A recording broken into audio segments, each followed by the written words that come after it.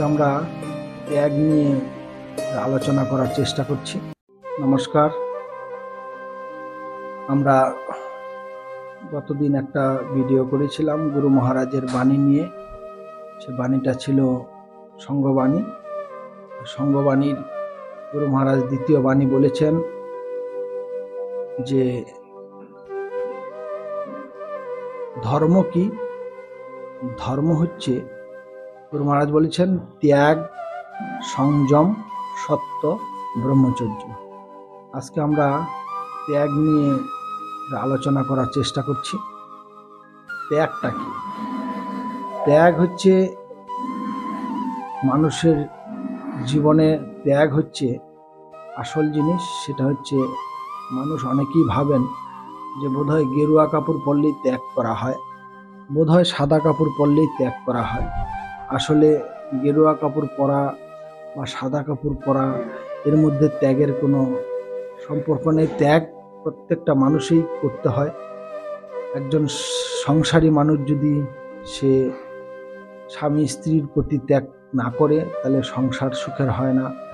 একজন স্ত্রী যদি স্বামীর প্রতি ত্যাগ না করে, তাহলে তার সংসার সুখের হয় না। একজন পুত্র যদি পিতার প্রতি ত্যাগ না করে, তাহলে সেই সম্পর্ক ঠিক থাকে না। একজন পিতা যদি পুত্রের প্রতি ত্যাগ না করে, তাহলে সেই সম্পর্ক ঠিক থাকে না। প্রত্যেকজন মানুষের ত্যাগ করতে হয়। মহাভারতের একটা কথা আছে যে একজনের ত্যাগে যদি একটা সংসার ঠিক হয়, তাহলে সে একজনের ত্যাগটা করা কর্তব্য। একজনের ত্যাগের যদি একটা পরিবার সুস্থ থাকে, ভালো থাকে, তাহলে ওইজনের ত্যাগ করা কর্তব্য। একজনের একটা পরিবারের ত্যাগে যদি একটা গ্রাম ভালো থাকে, তাহলে সেই পরিবারের ত্যাগ করা কর্তব্য। একটা গ্রামের ত্যাগে যদি একটা শহর ভালো থাকে, তাহলে সেই গ্রামের ত্যাগ করা কর্তব্য। এইভাবে মহাভারতে আমাদেরকে অনেক কিছু শিখিয়েছেন। যেমন রামচন্দ্র তার পিতার আদেশ পালন করার জন্য, তার পিতারকে শ্রদ্ধা জানানোর জন্য, তার পিতার বাক্যকে শ্রদ্ধা করার জন্য তিনি পিতার এক বাক্যে তিনি তার রাজ সিংহাসন ত্যাগ করে সে বনবাসে চলে গেছিলেন। আমরা সেটা দেখেছি, আমরা সেটা আমাদের শাস্ত্র ধর্মগ্রন্থে আমরা পড়ে পেয়েছি। এই হচ্ছে ত্যাগ। সেই ত্যাগ যদি আমরা এখন প্রত্যেকটা মানুষ করতে পারি, গুরু মহারাজের সেই বাণী যদি আমরা পালন করতে পারি, তাহলে গুরু মহারাজের দেখানো পথে যদি আমরা চলতে পারি, তাহলে রাম রাজত্ব আবার ফিরে আসবে। প্রত্যেকজন মানুষের ত্যাগ করা কর্তব্য। সেটা কি ত্যাগ? সেটা হচ্ছে স্বার্থ ত্যাগ। আমরা এখনকার দিনে, বর্তমান যুগে আমরা খুব স্বার্থপর হয়ে গেছি। যদি আমরা স্বার্থ ত্যাগ করতে না পারি, তাহলে একটা পরিবার সুস্থ থাকে না। একটা যদি পরিবারের যদি স্বার্থ ত্যাগ না করি, তাহলে একটা গ্রাম সুস্থ থাকে না, ভালো থাকে না। একটা গ্রাম যদি স্বার্থ ত্যাগ না করে, তাহলে একটা শহর ভালো থাকে না। তো এর জন্য গুরু মহারাজের দেখানো সে বাণী আমরা যদি সে ত্যাগ করতে না পারি, স্বার্থ ত্যাগ করতে না পারি, তাহলে কিন্তু আমাদের এই মনুষ্য জন্ম বোধহয় তাহলে তো আর আমাদের সে মনুষ্য জন্ম হবে না।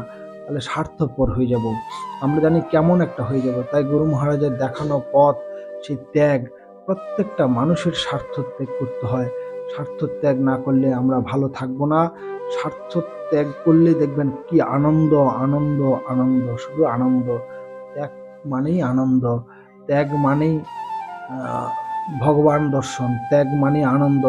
ত্যাগ করতে করতে মানুষ কি করে ঈশ্বর দর্শন করতে পারে। স্বার্থ ত্যাগ করতে করতে একদম পরমার্থের চিন্তায় সে লীন হয়ে যেতে পারে। স্বার্থ ত্যাগ করতে করতে সে ঈশ্বর দর্শন করতে পারে। ত্যাগ করতে হয়। ত্যাগ না করলে মানুষ বড় হতে পারে না, ত্যাগ না করলে মানুষ মহান হতে পারে না। শুধু গেরুয়া কাপড় পরাই ত্যাগ নয়, বা সাদা কাপড় পরাই ত্যাগ নয়। ত্যাগ হচ্ছে স্বার্থ ত্যাগ। আমরা ত্যাগ যদি আমরা করি, গুরু মহারাজের সেই দেখানো পথে যদি আমরা চলি, তাহলে আমরা মহান হতে পারবো। আবার আমাদের এই ভারতবর্ষ রাম রাজত্বে, যে রামচন্দ্রের যে রাজত্ব ছিল, তখন যে সুষ্ঠুভাবে সব কিছু চলছিল, আমাদের আবার সেই রাম রাজত্বে আমরা ফিরে আসতে পারবো। গুরু মহারাজ সেই পথ 100 বছর আগে দেখিয়ে গেছেন আমাদের। আমরা যদি সেই পথে চলতে পারি তাহলে আমরা সকলেই ভালো থাকতে পারবো। এরপরে আসছে সংযম। আমরা সংযম নিয়ে পরের ভিডিওতে আবার আমরা কথা বলার চেষ্টা করব। নমস্কার।